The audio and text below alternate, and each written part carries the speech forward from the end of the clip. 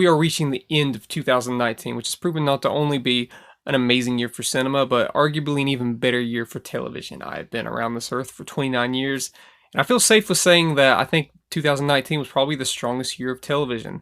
I don't know if it's because I just paid attention more, but it just seemed exceptionally strong. And today I'm going to give you my top 10 TV shows of the year, which is pretty difficult. This is probably the toughest top 10 I've maybe ever had to do, and I'm definitely gonna spout off some honorable mentions because I could go probably 30 deep of just amazing shows.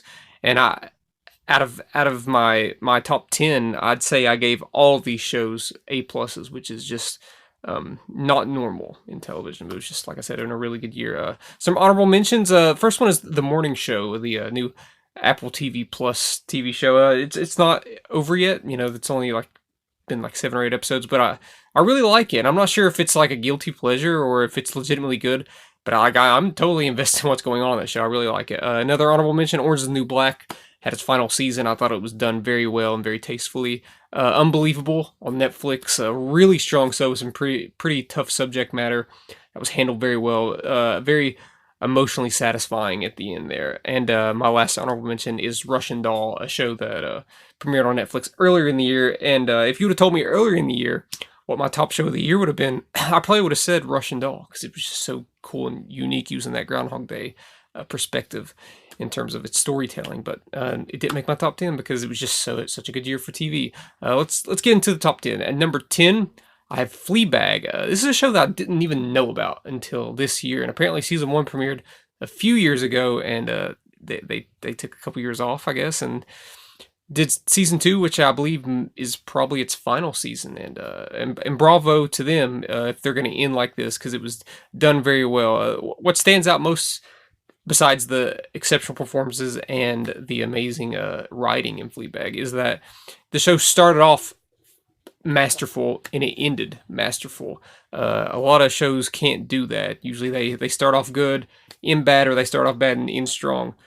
But Fleabag was kind of the total package. It had some really interesting commentary. I love the perspective of our main character speaking to us, making it sort of meta and her being inside the joke a little bit. But there's also a lot of serious subject matter there. Like I said, that first episode is just directed so well, and just the way that the season ends is just incredible. I'm gonna have to revisit this one because I enjoyed it that much. I finished it in like a day because it was like not very many episodes. Number 9, You're the Worst, the final season of You're the Worst. You're the Worst has been one of my favorite shows for a long time, and arguably like my favorite romantic comedy of all time, if you want to even call it that. Time and time again, I find that Aya Cash gets snubbed for the acting categories because she is just completely amazing, playing someone who's clinically depressed, but sort of like a bad person still. But they make these characters likable even through their unlikability, and the show just ends in such a way with some red herrings thrown out throughout the entire season. It just ends the way that you'd want a good romantic comedy to end, in my opinion. Number 8, I have Glow. I think this season of Glow, season 3, was probably my favorite season of the show so far, and I've loved the show since season 1. But this one just felt the most emotionally satisfying to me. All the characters get their moments to shine, and I'm just totally in love with it. There's only one more season. I'm gonna miss it when it's gone, but I'd prefer it to end on top than have it fizzle out. So yeah, Glow. If you haven't seen it, I think it's probably my favorite show on Netflix, and that's including Stranger Things and all these other shows. I think it's the best. Number 7, I have The Deuce on HBO, a show that like nobody watches. There's been 3 seasons, and the show just ended this past fall. A stellar cast. It's created by David Simon, who did The Wire, and there's a lot of parallels between The Wire and this, even so much so that maybe there's a connection between some of these characters. But The Deuce took place in the 70s and the 80s, and this season focused more on the AIDS epidemic and a little bit more on the porn industry, capitalizing from last season, doing the porn industry stuff. Just a really, really depressing season of television, but I thought it ended very well and sort of uplifting. But there was some stuff here that just stuck with me for days and just haunted me, including a character suicide that just shook me to my core when it happened. My jaw just dropped to the floor, and it's one of the things that I'll remember most about television this year. Watch The Deuce. Nobody watched it really, but it still got 3 seasons, and I think it's a really amazing 3 season watch. Number six is The Boys, the Amazon Prime original comic book show.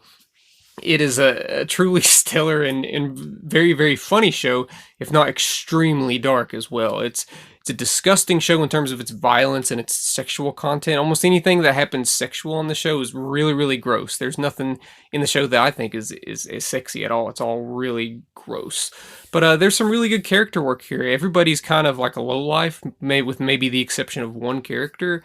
And it's really interesting to see how these superheroes are kind of just as bad as the bad guys. And it's what I wanted out of like the Watchmen movie from a decade ago.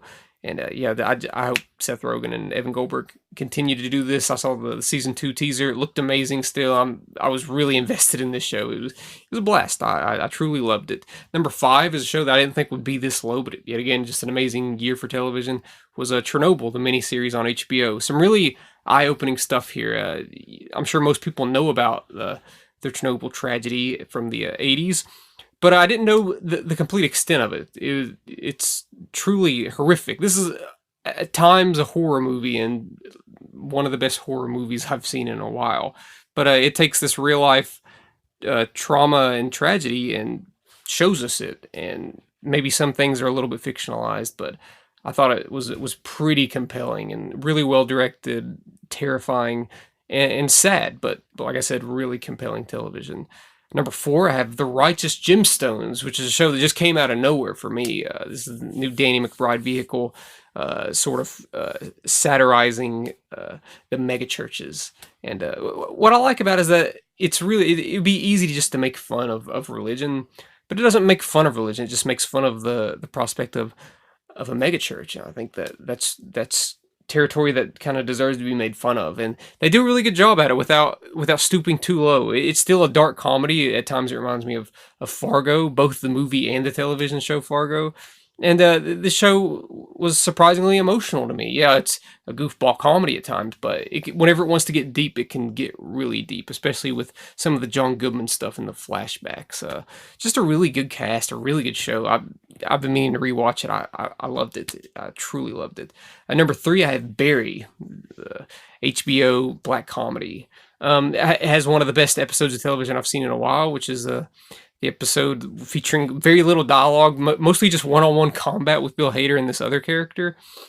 This is a really good story. Season 1 ended in a way that I felt like maybe they couldn't have continued, but boy did they. Like, this is probably better than season 1, and this show deserves all the accolades that it will get in the future.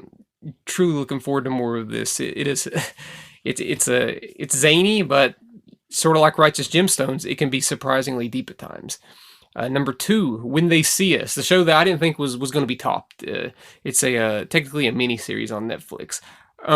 Until about maybe 2 weeks ago, this was my favorite thing that I'd seen this year out of any TV show or movie or any sort of like music. This was my favorite form of media, was When They See Us, because it is about the boys from the late 80s that were falsely accused of rape. And they were accused because of the color of their skin, and it follows this story and how the law just like abused them, kind of like not physically, maybe just a little bit physically, but mentally, sort of like manipulated them into confessing to this thing that they didn't do, and they spent many years in prison. Especially one kid that spent more years in prison than the other one, and that's what the final episode is focused on. And that guy deserves all the awards. This show made me cry every single episode. It was truly moving and really eye-opening, and it sort of makes me dislike Donald Trump even more. But the show's not about Donald Trump, but it does drop some things that he said. He still has not taken back what he said about these boys in the 80s, because he falsely accused them, and they've been proven innocent, and he still won't let that go. But watch this show. It is amazing. It is historically accurate from what I could tell. You need to watch it. And number 1 is Watchmen. Watchmen is just blowing me away on a week-to-week basis. There's still 2 episodes, but I don't think they're going to drop the ball. because so far we've made it 7 episodes and it has been pretty perfect. I knew this show was something special right from the get go, and it just has not let up. Especially these last 2 episodes. You got the flashback episode with the grandpa. That's all black and white and sort of a noir film. And you got this last episode, which has the big reveal that some people saw coming, but I certainly didn't, and it blew me away. This show's just, it's art. It's taking a comic book property and expanding on it 20 some years later, and some people might not appreciate that, but it's doing it flawlessly. This is my favorite comic book adaptation of anything, any movie, any television show. It is just perfect from an acting perspective, direction perspective, art direction. The musical choices are perfect. I think this show is just perfect, and I can't wait to watch more episodes. 2 more episodes. I'm in love with it. If they don't have another season, I'll be fine. But if they can find a way to keep going after the season, that would be fun too, because they have just been knocking it out of the park. So there's my top 10 TV shows of the year. Like I said, I think it's my personal favorite year for television since I've been alive. Maybe I just wasn't paying attention much in the 90s and early 2000s, but this year just blew me away. Let me know what some of your favorites were this year in the comment section below. Let me know if you agreed with any of mine or disagreed. I'd like to hear. I want to hear more input. I'm sure I missed some shows. Let me know all this stuff in the comment section below. Hit that subscribe button, and thank you for watching.